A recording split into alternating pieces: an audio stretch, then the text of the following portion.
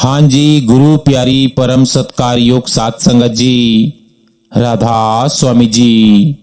प्यारी सात संगत जी, आज का यह रहस्यमय सत्संग जो हम सुनने जा रहे हैं, एक ऐसे विषय पर होने जा रहा है जिसे जानने की इच्छा हर किसी को होती है। गुरु प्यारी सात संगत जी, एक मित्र द्वारा प्रश्न पूछा गया है कि 5 नाम क्या है और 5 नाम का सिमरन आत्मा को काल के दूतों से कैसे बचाता है। सो गुरु प्यारी सात संगत जी, अगर आपको भी इस प्रश्न का उत्तर जानना है, अगर आपके मन में भी यह प्रश्न कभी उठा हो, तो आज का यह सत्संग बिल्कुल भी मिस मत कीजिएगा। सत्संग को अंत तक ध्यान पूर्वक सुनिएगा। गुरु प्यारी सत्कार योग सात संगत जी, आज के सत्संग के वचन हैं, नाम खड़ा रखवाला बने, काल न आवे पास, सिमरन की जो ढाल है, कटे जम का त्रास। कहने का मतलब है कि जिस आत्मा ने नाम को अपना सहारा बना लिया, उसके लिए नाम रक्षक बनकर खड़ा हो जाता है। फिर काल पास नहीं आता, उसके दूत डर जाते हैं, मृत्यु का भय कट जाता है, क्योंकि सिमरन केवल शब्द नहीं रहता, वह आत्मा की चारों ओर ढाल बन जाता है। गुरु प्यारी सात संगत जी, आज का यह सत्संग कोई साधारण बात नहीं है। आज हम जिस विषय पर सत्संग सुनने बैठे हैं, वह बुद्धि का नहीं, वह आत्मा का विषय है। क्योंकि जिस दिन रूह यह समझ लेती है कि मैं यह शरीर नहीं हूं, मैं इस संसार की नहीं हूं, उसी दिन से काल की पकड़ ढीली पड़ने लगती है। यह दुनिया जिसे हम सच मान बैठे हैं, असल में काल का राज्य है। यहां जन्म है, बुढ़ापा है, बीमारी है और अंत में मृत्यु है। और जहां मृत्यु है, वहां काल है।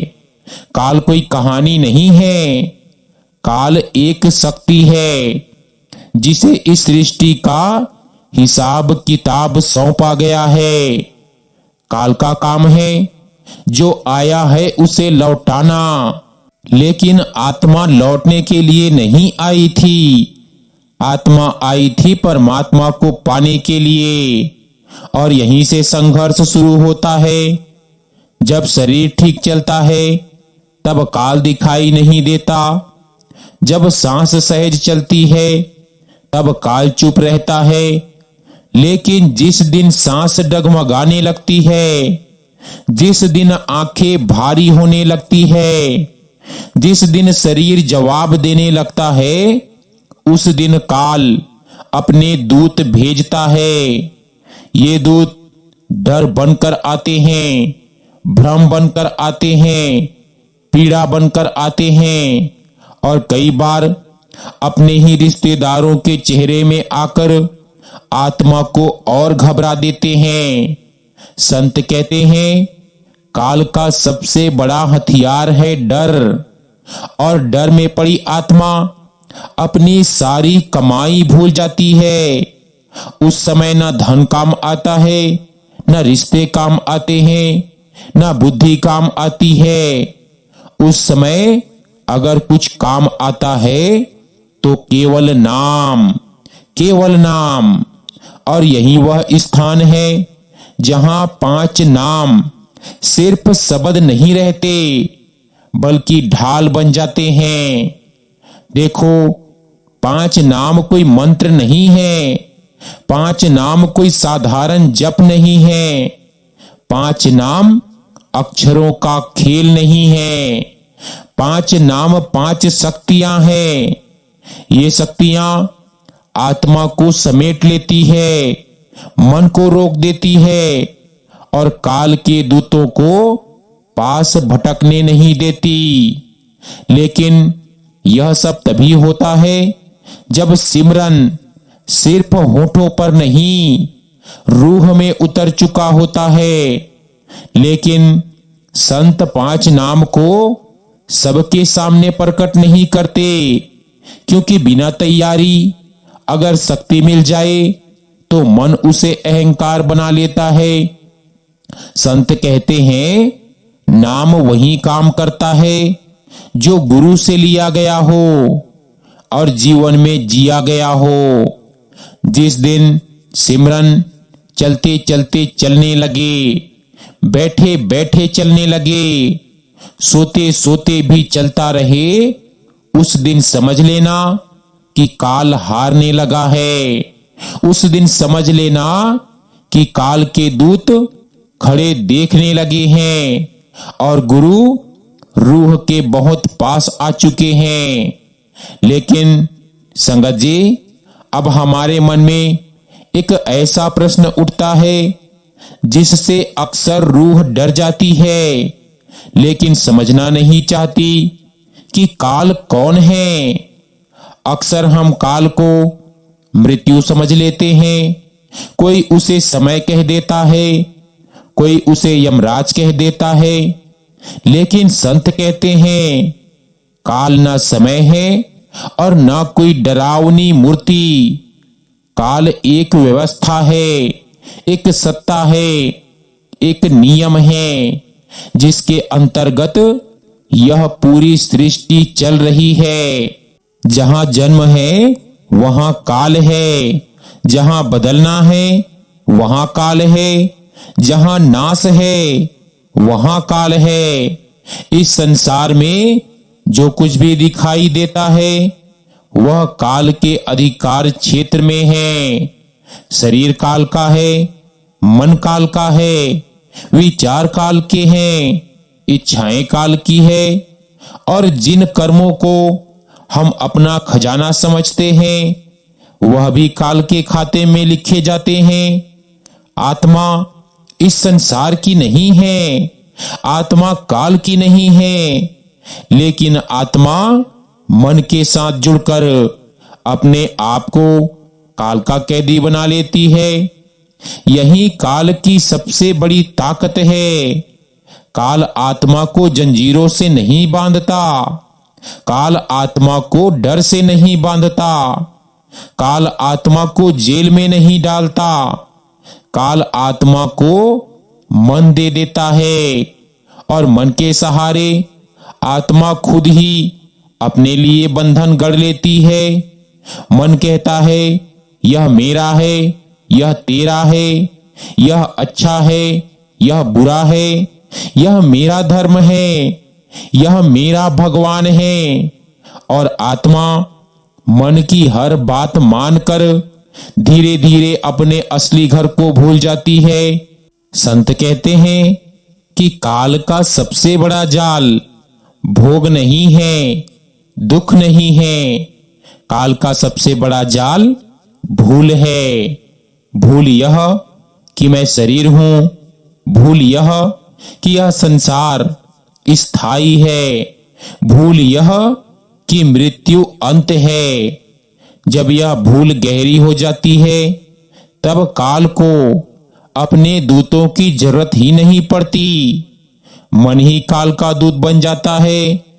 दिन भर मन हमें भटकाता है, सिमरन में मन हमें सुलाता है, भजन में मन आलस्य लाता है, और फिर हम कहते हैं कि सिमरन नहीं हो रहा, ध्यान नहीं लग रहा, मन बहुत खराब है। संत मुस्कुराकर कहते हैं कि मन खराब नहीं है, मन वही कर रहा है जिसके लिए काल ने उसे बनाया है। मन का काम है आत्मा को बाहर रखना और आत्मा का काम है भीतर जाना, और यहीं से युद्ध शुरू होता है। जब आत्मा सिमरन पकड़ती है तब काल बेचैन हो जाता है, क्योंकि सिमरन आत्मा को मन से अलग करता है। इसीलिए जैसे ही कोई प्रेमी नाम की ओर बढ़ता है, वैसे ही उसके जीवन में उलझने बढ़ने लगती है। घर में अशांति, स्वास्थ्य की परेशानी, रिश्तों में खटास, मन में सवाल, यह सब संयोग नहीं है, यह काल की रणनीति है। काल चाहता है कि आत्मा डर जाए, घबरा जाए और फिर नाम को छोड़ दे। लेकिन जो प्रेमी थोड़ा सा भी टिक जाता है, वह देखता है कि काल की पकड़ खत्म होने लगी है, क्योंकि काल नाम से डरता है। नाम इसीलिए नहीं कि वह शब्द है, बल्कि इसीलिए कि नाम आत्मा को उसके मूल से जोड़ देता है। काल की सीमा नाम तक है, नाम के आगे काल का अधिकार नहीं चलता। इसीलिए काल नाम को छुपाना चाहता है, नाम को कमजोर दिखाना चाहता है, नाम को साधारण साबित करना चाहता है। लेकिन संत कहते हैं कि जिस दिन नाम आत्मा में बैठ गया, उस दिन काल हार गया। इसीलिए अगर सिमरन में नींद आती है, अगर मन भागता है, अगर प्रश्न उठते हैं, तो डरना मत। समझ लेना युद्ध सही दिशा में चल पड़ा है। यह काल की आखिरी चालें हैं। गुरु प्यारी साध संगत जी, अब आगे नाम की असली शक्ति और 5 नाम का रहस्य खुलने वाला है। आप जी से विनती है कि ध्यान पूर्वक सुनिएगा।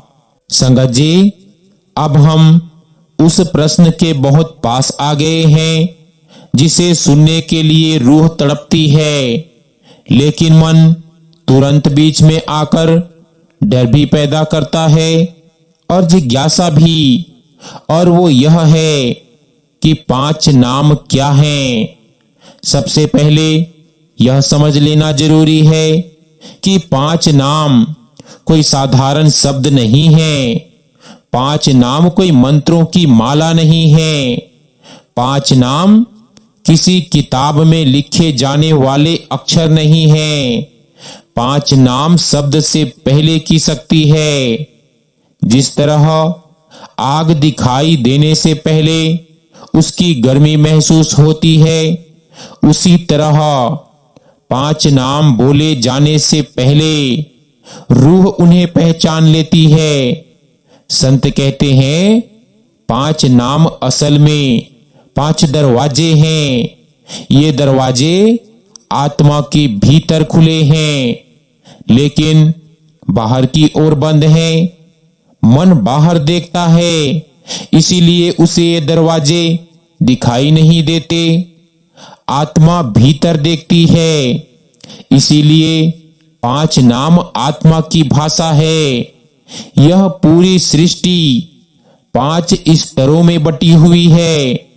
5 मंडल, 5 लोक, 5 आवरण, और हर स्तर पर नाम की शक्ति कार्य कर रही है।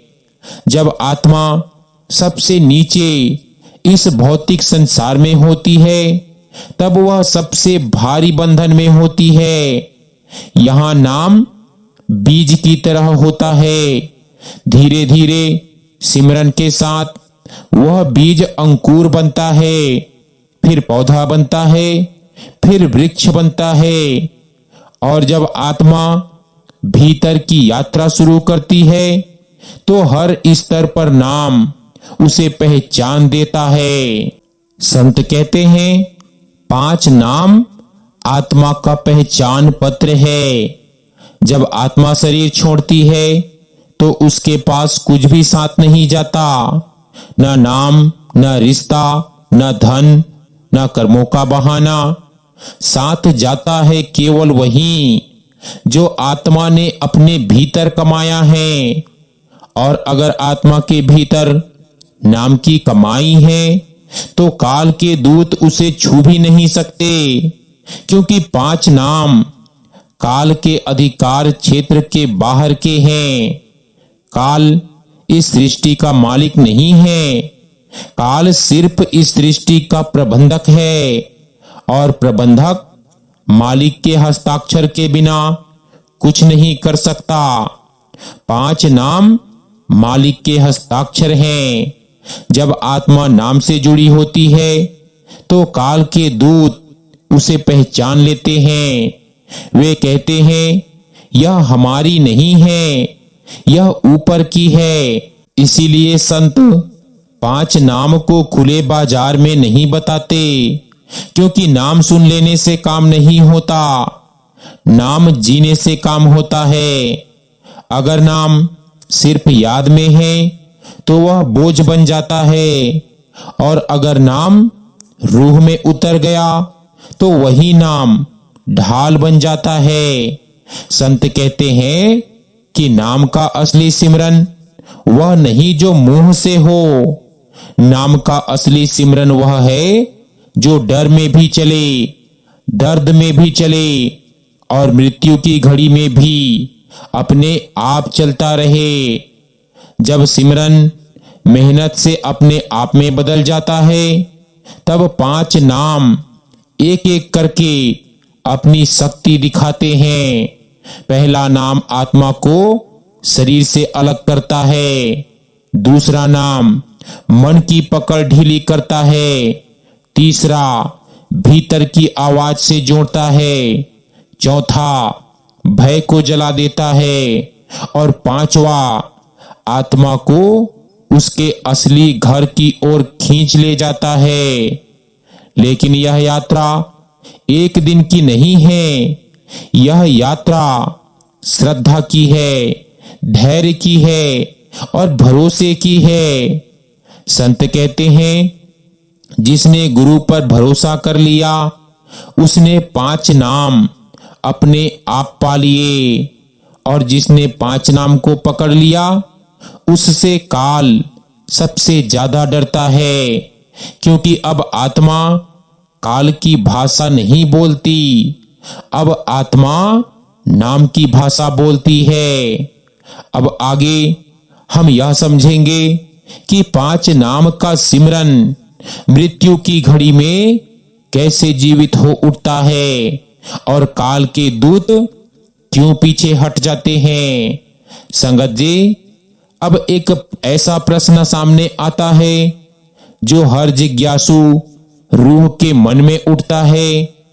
अगर 5 नाम इतनी बड़ी शक्ति है, अगर 5 नाम आत्मा की रक्षा करते हैं, अगर 5 नाम काल के दूतों को दूर रखते हैं, तो फिर 5 नाम सबको क्यों नहीं बताए जाते। संत इस प्रश्न पर सीधा उत्तर नहीं देते। वे पहले रूह को देखते हैं, फिर मन को परखते हैं और उसके बाद नाम की बात करते हैं, क्योंकि 5 नाम जानकारी नहीं है, 5 नाम जिम्मेदारी है। जिस तरह नन्हे बच्चे के हाथ में तेज धार वाली तलवार नहीं दी जाती, उसी तरह तैयार हुए बिना आत्मा को नाम की पूरी शक्ति नहीं दी जाती। मन बड़ा चालाक है, मन तुरंत हर चीज को अपना बना लेना चाहता है। अगर नाम बिना गुरु की निगरानी के मन के हाथ में लग जाए तो वही नाम अहंकार बन जाता है। मन कहने लगता है कि मुझे नाम पता है, मैं जानता हूं, और जहां अहंकार आया वहां से नाम की शक्ति चुपचाप हट जाती है। इसीलिए संत कहते हैं कि नाम छुपाया नहीं जाता, नाम संभाला जाता है। गुरु नाम इसीलिए देते हैं ताकि आत्मा नाम की छाया में धीरे धीरे मजबूत हो। अब आता है सिमरन की असली विधि का प्रश्न। अक्सर हम समझ लेते हैं कि सिमरन बस मुंह से दोहराने का नाम है। बैठे बैठे नाम बोल दिया, चलते चलते नाम बोल लिया और समझ लिया कि सिमरन हो गया। लेकिन संत कहते हैं यह तो सिमरन की शुरुआत भी नहीं। सिमरन तब शुरू होता है जब मन नाम सुनने लगे। शुरुआत में आत्मा नाम बोलती है और मन भागता है, फिर आत्मा बोलती रहती है और मन थकने लगता है, और एक दिन नाम बोलता है और आत्मा सुनती है। यही सिमरन की असली स्थिति है। सिमरन का उद्देश्य मन को दबाना नहीं है, मन को लड़कर हराना नहीं है। सिमरन का उद्देश्य मन को नाम की धुन में धीरे धीरे पिघलाना है। जिस दिन मन नाम में गलने लगे, उस दिन समझ लेना 5 नाम जागने लगे हैं। संत कहते हैं कि नाम जब तक मेहनत से किया जाता है, तब तक वह हमारी क्रिया है। लेकिन जिस दिन नाम अपने आप चलने लगे, उस दिन वह गुरु की क्रिया बन जाता है, और गुरु की क्रिया में काल का कोई अधिकार नहीं। इसीलिए संत बार बार कहते हैं कि सिमरन में जल्दी मत करो, परिणाम मत खोजो, अनुभव मत टटोलो, बस नाम को पकड़ो और जीवन को साधो। क्योंकि नाम जीवन के बिना जागता नहीं है। अगर जीवन में दया नहीं है तो नाम सूखा रहता है। अगर जीवन में सच्चाई नहीं है तो नाम कमजोर रहता है। अगर जीवन में नम्रता नहीं है तो नाम भीतर टिकता नहीं है। नाम पूरा जीवन मांगता है। इसीलिए 5 नाम छुपाए नहीं जाते, वे धीरे धीरे खुलते हैं। जैसे जैसे आत्मा हल्की होती है, जैसे जैसे मन की पकड़ ढीली होती है, वैसे वैसे नाम अपनी परतें खोलता है। और जिस दिन 5 नाम पूरी तरह जाग जाते हैं, उस दिन मृत्यु भी सिर्फ एक द्वार रह जाती है। संगत जी, अब आगे हम यह देखेंगे कि मृत्यु के समय 5 नाम कैसे सामने आते हैं और काल के दूत क्यों पीछे हट जाते हैं। संगत जी, अब हम उस क्षण की बात करने जा रहे हैं जिससे मन भागता है, लेकिन आत्मा जिसके लिए हर दिन तैयारी करती है, और वो है मृत्यु की घड़ी। यह घड़ी अचानक नहीं आती, यह घड़ी हर दिन थोड़ा थोड़ा पास आती रहती है। सांसों का धीमा पड़ना, शरीर का साथ छोड़ना, आंखों का बोझिल होना और मन का घबराना, ये सब मृत्यु की आहटें हैं।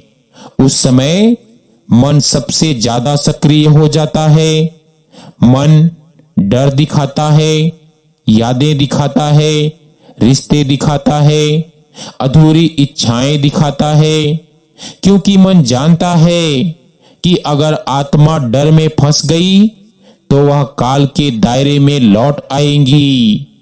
यही वह क्षण है जहां 5 नाम कागज की तरह नहीं रहते, वहीं 5 नाम जीवित शक्ति बन जाते हैं। संत कहते हैं कि मृत्यु के समय कोई नया नाम नहीं सीखा जा सकता। जो भीतर जमा है वही बाहर आता है। अगर जीवन भर सिमरन मेहनत से किया गया है तो मृत्यु की घड़ी में सिमरन अपने आप चल पड़ता है। और जब सिमरन अपने आप चलता है तब 5 नाम एक एक करके अपनी पहचान दिखाते हैं। पहला नाम आत्मा को शरीर के दर्द से अलग करता है। दर्द रहता है पर आत्मा दर्द के पार खड़ी हो जाती है। दूसरा नाम मन के डर को ढीला कर देता है। डर उठता है लेकिन टिक नहीं पाता। तीसरा नाम भीतर की शांति को जगा देता है। चारों ओर हलचल होती है लेकिन भीतर एक ठहराव आ जाता है। चौथा नाम काल के दूतों को दूर रखता है। वे पास आते हैं लेकिन पहचान कर पीछे हट जाते हैं। और पांचवा नाम आत्मा को अपने मूल की ओर खींच ले जाता है। उस समय आत्मा अकेली नहीं होती। जिसने जीवन में नाम को पकड़ा है उसके साथ गुरु की छाया होती है। संत कहते हैं कि गुरु मृत्यु के बाद नहीं आते, गुरु मृत्यु के समय पहले से मौजूद होते हैं। लेकिन गुरु तभी दिखाई देते हैं जब आत्मा नाम के सहारे होश में रहती है। अगर आत्मा डर में बेहोश हो गई, अगर आत्मा मन की बातों में उलझ गई, तो वही आत्मा काल के दायरे में खींच ली जाती है। इसीलिए संत कहते हैं कि आज का सिमरन आज के लिए नहीं, आज का सिमरन उस अंतिम क्षण के लिए है जब कोई साथ नहीं होगा। नाम उस समय रिश्तेदार नहीं बनता, नाम उस समय संपत्ति नहीं बनता, नाम उस समय रक्षक बनता है। और जिसने 5 नाम को जीवन में जिया है उसके लिए मृत्यु अंत नहीं रहती। मृत्यु सिर्फ एक दरवाजा बन जाती है। अब आगे हम यह समझेंगे कि जिनके पास नाम नहीं होता उनकी आत्मा मृत्यु के बाद किस रास्ते पर जाती है और काल उन्हें कैसे उलझाता है। संगत जी, अब हम उस स्थिति की बात करने जा रहे हैं जिसे सुनकर मन अक्सर बचना चाहता है, लेकिन जिसे समझना हर आत्मा के लिए जरूरी है। अब बात आती है उन आत्माओं की दशा की जिनके पास नाम का सहारा नहीं होता। मृत्यु के बाद शरीर यहीं रह जाता है, सांस यहीं रुक जाती है, रिश्ते यहीं टूट जाते हैं, लेकिन आत्मा जिंदा रहती है, होश में रहती है। और उसी होश में वह अपने सबसे कठिन सफर पर निकलती है। जिस आत्मा ने जीवन में कभी भीतर की ओर देखा ही नहीं, जिसने सिमरन को जरूरी नहीं समझा, जिसने नाम को टालता रहा, वह आत्मा मृत्यु के बाद अचानक अकेली पड़ जाती है। क्योंकि अब मन साथ नहीं होता जिस पर वह भरोसा करती थी, शरीर साथ नहीं होता जिसमें वह छुपी रहती थी, और उसी खालीपन में काल अपना जाल बिछाता है। काल डर के रूप में आता है, काल आवाज के रूप में आता है, काल रोशनी और अंधेरे के भ्रम में आता है। आत्मा जो जीवन भर बाहर की चीजों में उलझी रही, वह इन दृश्यों को सच मान लेती है। काल के दूत उस आत्मा से सीधे नहीं कहते कि हम तुम्हें बांधने आए हैं। वे कहते हैं चलो तुम्हें आराम दिलाते हैं, चलो तुम्हें न्याय दिलाते हैं, चलो तुम्हें अगला जन्म दिलाते हैं। और आत्मा जो थकी हुई होती है, डरी हुई होती है, भ्रम में होती है, वह उनकी बात मान लेती है। यही काल का सबसे बड़ा जाल है। संत कहते हैं काल जोर से नहीं बांधता, काल मीठे शब्दों से बांधता है। बिना नाम की आत्मा इन शब्दों को परख नहीं पाती, क्योंकि परख तो नाम से आती है। जिस आत्मा के भीतर नाम की कमाई होती है, वह हर आवाज को सच मान लेती है, और जो आवाज को सच मान लेती है, वह बार बार जन्म मरण के चक्कर में धकेल दी जाती है। कभी इच्छाओं के कारण, कभी अधूरी लालसाओं के कारण, कभी डर के कारण, और कभी झूठी तसल्ली के कारण।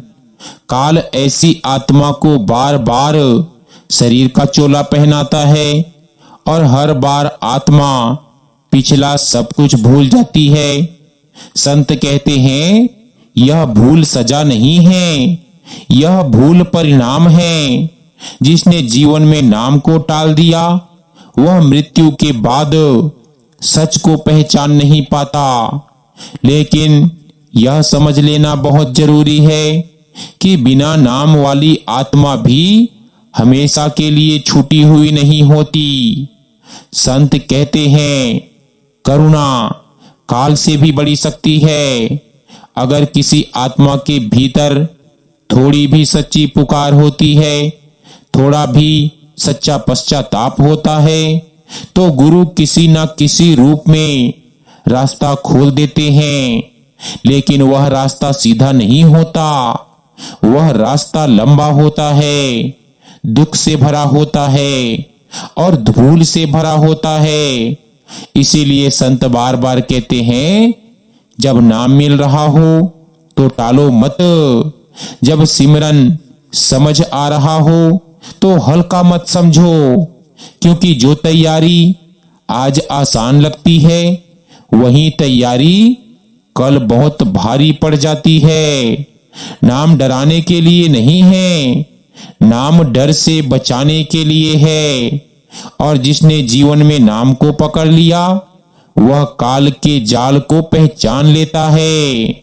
संगत जी, अब हम उस जगह पर आ गए हैं जहां बहुत सी आत्माएं भ्रम में पड़ जाती है कि सिमरन तो हो रहा है, नाम भी लिया जा रहा है, फिर भी भीतर शांति क्यों नहीं है, फिर भी मन क्यों नहीं रुकता, फिर भी डर क्यों बना रहता है। यहीं से सच्चे सिमरन और नकली सिमरन का फर्क शुरू होता है। नकली सिमरन वह होता है जो केवल आदत बन जाए। एक समय तय किया, बैठे, नाम दोहराया और उठ गए। नाम मुंह से चला लेकिन मन बाहर ही घूमता रहा। ऐसा सिमरन गलत नहीं है लेकिन अधूरा है। सच्चा सिमरन धीरे धीरे आदत से आगे जाता है, वह आत्मा की जरूरत बन जाता है। नकली सिमरन में हम नाम को चलाते हैं, सच्चे सिमरन में नाम हमें चलाता है। नकली सिमरन में हम समय देखते हैं पर सच्चे सिमरन में समय खुद छूटने लगता है। नकली सिमरन में मन बार बार पूछता है कि कितनी देर हो गई, सच्चे सिमरन में मन पूछना ही भूल जाता है। संत कहते हैं सिमरन की पहचान अनुभव से नहीं होती, सिमरन की पहचान जीवन से होती है। अगर सिमरन के बाद अहंकार बढ़ रहा है तो समझ लेना नाम अभी बाहर है। अगर सिमरन के बाद दूसरों को गलत ठहराने का मन बढ़ रहा है तो समझ लेना नाम अभी आदत है। लेकिन अगर सिमरन के साथ साथ नम्रता बढ़ रही है, क्षमा अपने आप आने लगी है, तो समझ लेना नाम भीतर उतर रहा है। सच्चा सिमरन मन को चुप नहीं कराता, सच्चा सिमरन मन को थका देता है। मन लड़ लड़ कर एक दिन नाम के आगे झुक जाता है और जिस दिन मन झुक गया उस दिन नाम की असली यात्रा शुरू होती है। उस समय नाम शब्द नहीं रहता, नाम एक स्मृति बन जाता है। ऐसी स्मृति जो डर में भी साथ रहती है, दुख में भी साथ रहती है, अकेलेपन में भी साथ रहती है।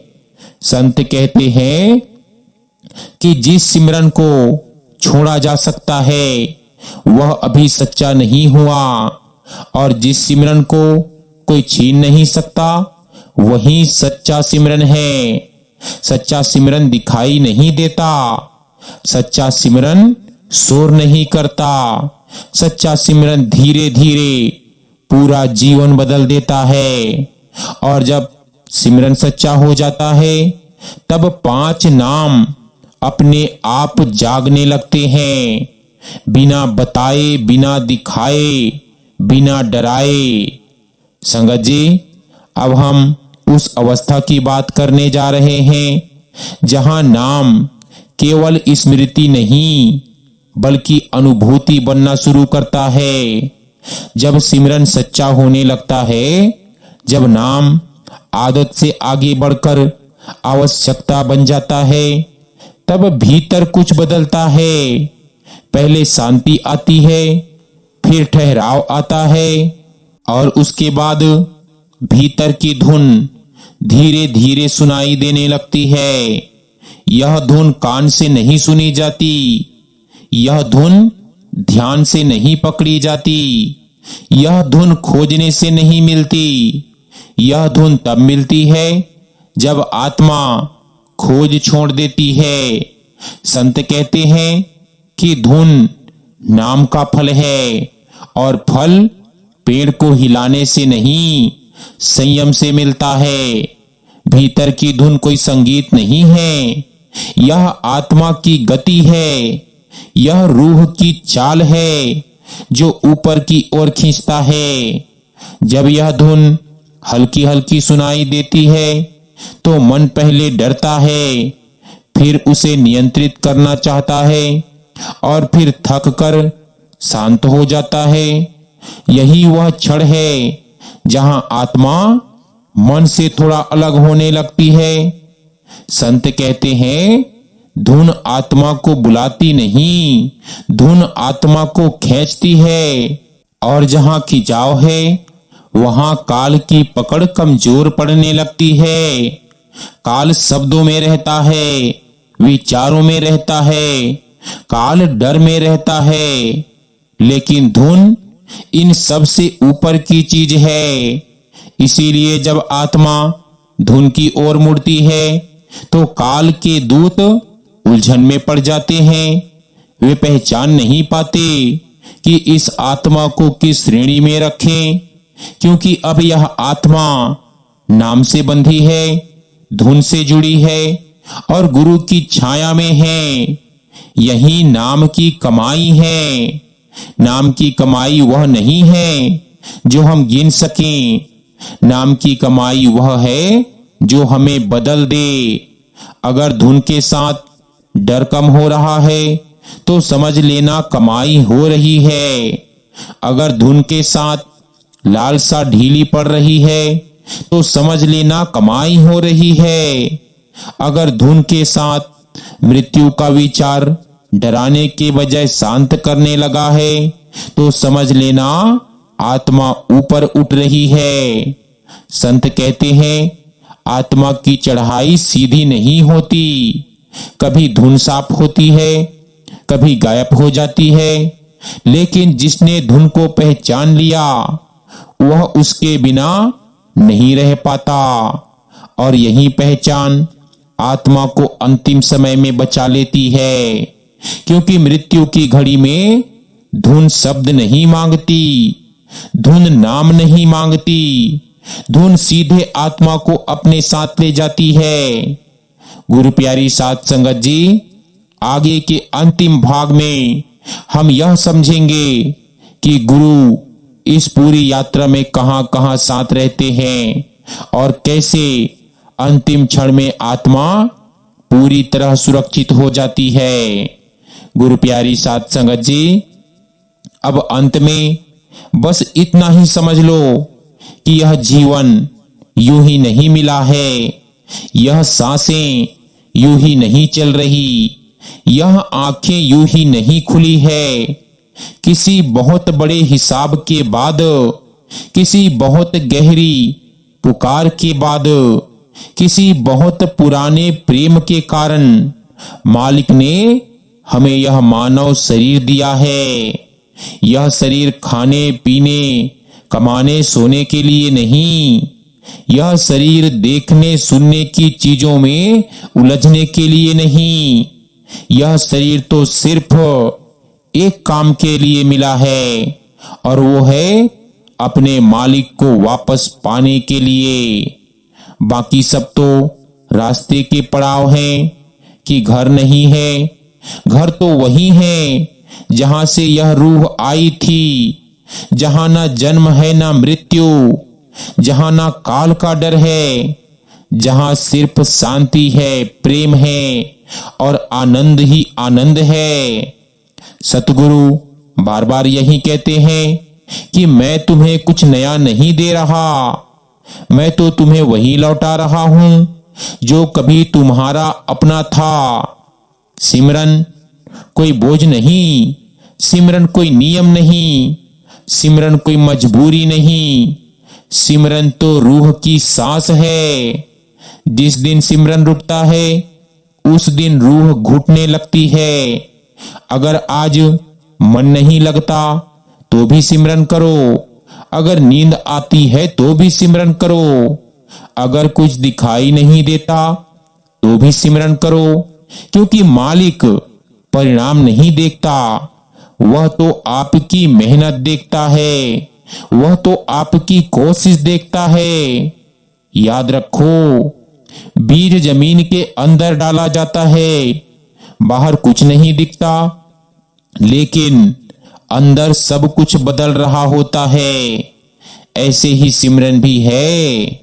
सिमरन अंदर काम करता है, भले बाहर कुछ ना दिखे, एक दिन वही सिमरन नाम बन जाता है और वही नाम शब्द बन जाता है और वही शब्द रूह को पकड़कर सीधे मालिक की गोद में पहुंचा देता है।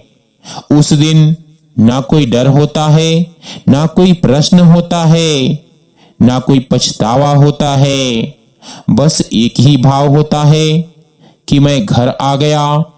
तो संगत जी, आज अगर कुछ भी याद रखो तो बस यही याद रखना कि नाम मत छोड़ना, सिमरन मत छोड़ना, सतगुरु का दामन मत छोड़ना। दुनिया छोड़ दे तो भी कोई बात नहीं, पर अगर मालिक छूट गया तो फिर कुछ नहीं बचता। अब इस सत्संग को यहीं समाप्त मत कर देना, इसे अपनी जिंदगी में उतारना। आज नहीं तो कल, लेकिन सिमरन को अपनी सांस बना लेना। याद रखना, रास्ता लंबा नहीं है, बस टिके रहना मुश्किल है, और जो टिक गया उसे मालिक ने कभी खाली नहीं लौटाया। अगर आज की यह वाणी किसी और रूह तक पहुंच सकती है तो इसे आगे जरूर बढ़ाइएगा, क्योंकि हो सकता है किसी की आखिरी उम्मीद इसी आवाज में छुपी हो। अंत में बस यही अरदास है कि मालिक हमें इतनी समझ दे कि हम इस अमूल्य समय को पहचान सकें, अपने इस अनमोल जीवन को समझ सकें, इतनी ताकत दे कि हम सिमरन में टिक सकें, और इतनी कृपा करे कि यह रूह सूरत शब्द की कमाई के सहारे सचखंड तक पहुंच सके। सो गुरु प्यारी सत्कार युक्त साध संगत जी, आज का यह रूहानियत भरा सत्संग हमारा यही समाप्त होता है। अगर आपने कल का सत्संग नहीं सुना है तो संगत जी एक बार जरूर सुनिएगा, दिल खुश हो जाएगा। तो संगत जी, अंत में आप सभी से एक छोटी सी विनती और की जाती है कि जो भी सत्संगी भाई बहन चैनल पर नए हैं, रोजाना सत्संग सुनने के लिए अगर मर्जी पड़े तो चैनल को सब्सक्राइब कर सकते हैं जी। बाकी करना ना करना ये तो आपकी मर्जी है, हम तो केवल आपसे विनती कर सकते हैं। तो संगत जी, दीजिए इजाजत, मिलते हैं एक नए सत्संग वीडियो के साथ।